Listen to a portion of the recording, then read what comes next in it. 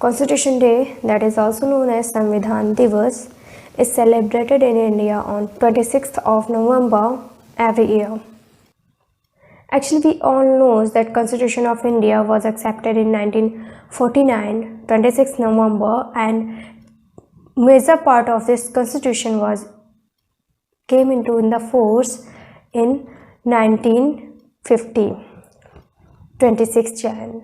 Constitution of India is the longest and written constitution in the world. As India is a vast country, there are many parts, schedules and articles in our constitution. Initially, there are 22 parts, 395 articles and 8 schedules. Now it has 25 parts, 448 articles and 12 schedules. Constitution of India is a single constitution for both state and central government. Indian constitution is the mixture of rigidity and flexibility. In the terms of flexibility, we can make changes, but it needs a strong majority in the terms of rigidity. It is a beautiful patchwork as we are taking best features from others' constitution in the world. Our constitution has been inspired and derived from various sources, just like fundamental rights. We are taking fundamental rights from US, such words just like equality, republic from France, and as it is.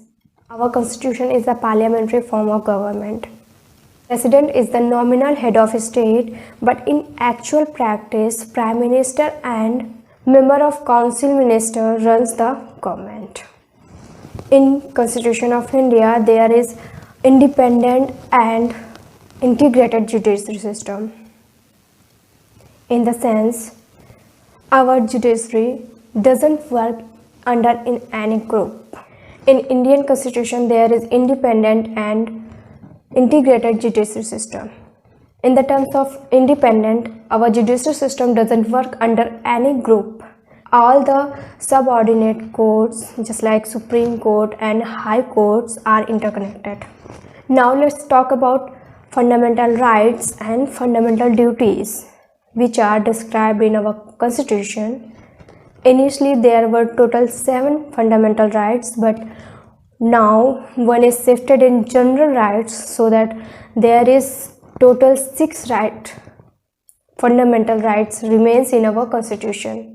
These 6 fundamental rights are right of equality, right of freedom, right against exploitation, right of freedom of religion, right of culture and education, and right of constitutional remedies.